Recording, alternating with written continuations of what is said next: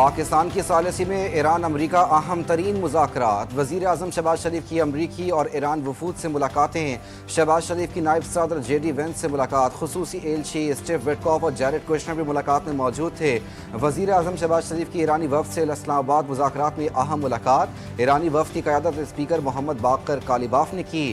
وزیر خارجہ عباس عراقچی بھی ہمراہ تھے۔ ملاقات میں نائب وزیر اعظم Muhammad Ishaq Dar, army chief general Syed Asim Munir اور وزیر داخلہ محسن نقوی بھی شریک ہوئے۔ وزیر اعظم شہباز شریف کا علاقائی اور عالمی امن کے لیے پاکستان کے ثالثی کردار کو جاری رکھنے کے عزم کا اعادہ۔ اسلام آباد ٹاکس میں ایران کی شمولیت کو بھی سراہا۔ کہا پاکستان امن و استحکام کے لیے مثبت سفارتی کوششیں جاری رکھے گا۔ مذاکرات میں ایران کی شرکت کو سراہتے ہیں۔ پاکستان خلوص نیت کے ساتھ ثالثی کے کردار کو جاری رکھے گا۔ مذاکرات کے مثبت نتائج سامنے آئیں جو خطے اور عالمی امن کے لیے سود مند ہوں۔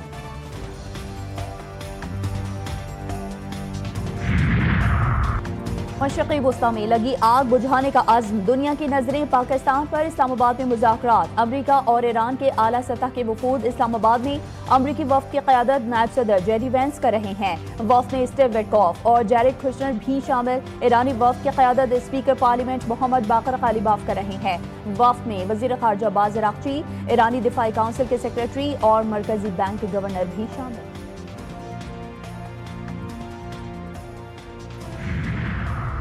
پاکستان کے لیے آج اہم دن ہے۔ وفاقی وزیر اطلاعات عطا تارڑ کہتے ہیں کہ بہت سے ممالک سے صحافی اسلام آباد مذاکرات کی کوریج کے لیے آئے ہیں۔ صحافیوں کو میڈیا سینٹر میں ہر ممکن سہولتیں فراہم کی جا رہی ہیں۔ کوشش کی صحافیوں کو کام کے دوران کوئی مشکل پیش نہ آئے۔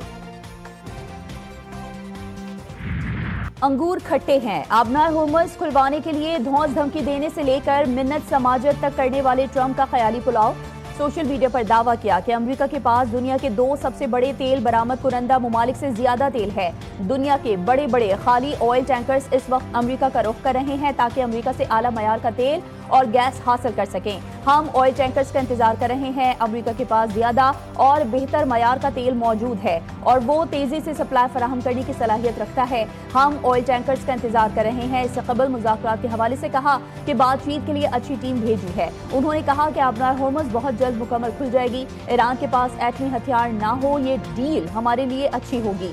ہمیں کسی بیک پلان کی ضرورت نہیں۔ ایران کی فوج ختم کر دی، اسے ایٹمی ہتھیاروں کی اجازت نہیں دی جائے گی۔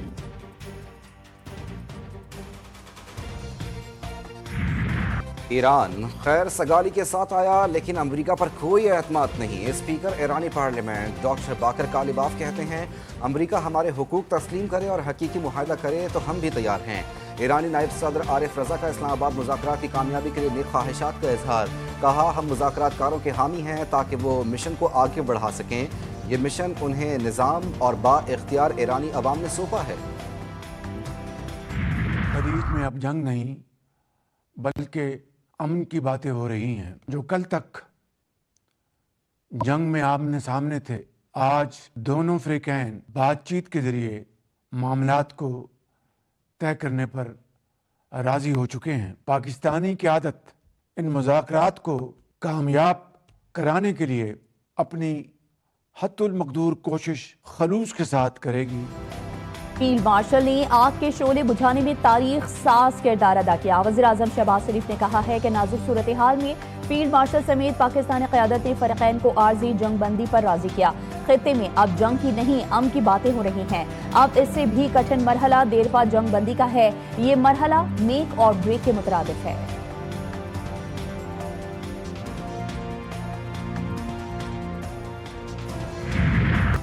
امریکی دہشت گردی کا شکار معصوم بچیوں کی تصویری یاد تازہ۔ ایران نے مذاکراتی وفد کو مناب 168 کا نام دے دیا۔ یہ نام اس اسکول کی یاد میں رکھا گیا جس پر امریکہ نے بمباری کی۔ مناب 168 صرف ایک نام نہیں بلکہ ایک یاد، احتجاج اور پیغام ہے کہ معصوم جانوں کی قربانی کو تاریخ میں زندہ رکھا جائے اور دنیا کو ان واقعات کی حقیقت سے آگاہ کیا جائے۔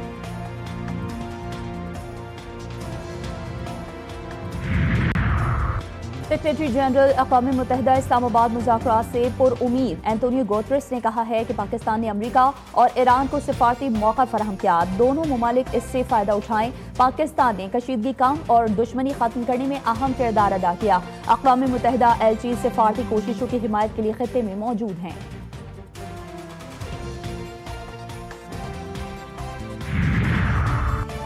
ایران پر امریکی اور صہیونی جارحیت۔ اسرائیل میں امریکی سفیر کے 6 ہفتے کمانڈ سینٹر میں 2 کتوں کے ساتھ۔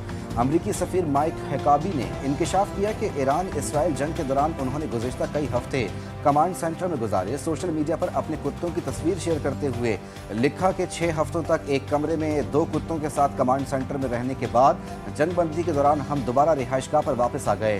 بطور سفیر اصلی بستر عیش و آرام اور مہم جوئی سے بھرا ہوا ہے۔ لبنان اور صہیونی حکام کے جنگ بندی مذاکرات۔ برطانوی میڈیا کے مطابق مذاکرات منگل کو واشنگٹن ڈی سی میں ہوں گے۔ مذاکرات کے حوالے سے اسرائیل کا موقف ہے کہ مذاکرات میں حزب اللہ کو شامل نہیں کیا جائے گا۔ لبنانی ایوان صدر کے مطابق دونوں ممالک کے درمیان یہ ابتدائی گفتگو واشنگٹن میں تعینات سفیروں کے ذریعے ہوئی ہے، جو حالیہ کشیدگی کے بعد ایک اہم سفارتی پیش رفت قرار دی گئی۔ خبر ایجنسی کے مطابق امریکی وزارت خارجہ میں ہونے والی میٹنگ میں جنگ بندی اور مذاکرات کی تاریخ طے کرنے پر بات ہوگی۔ اور ایران، اسرائیل اور امریکہ کشیدگی آبنائے ہرمز کی بندش کے اثرات عالمی معیشت پر بھی نمایاں۔ یورپی جیٹ فیول کی قیمت تاریخ کی بلند ترین سطح پر پہنچ گئی۔ ایندھن بحران کے سائے میں عالمی معیشت دباؤ کا شکار۔ فضائی سفر مزید مہنگا ہونے کا امکان۔ خلیجی سپلائی متاثر ہونے سے توانائی مارکیٹ میں ہلچل۔ مہنگائی میں اضافے اور عالمی تجارت سست روی کا خطرہ۔ ایویشن اور سیاحت کے شعبے بحران کی زد میں آ گئے۔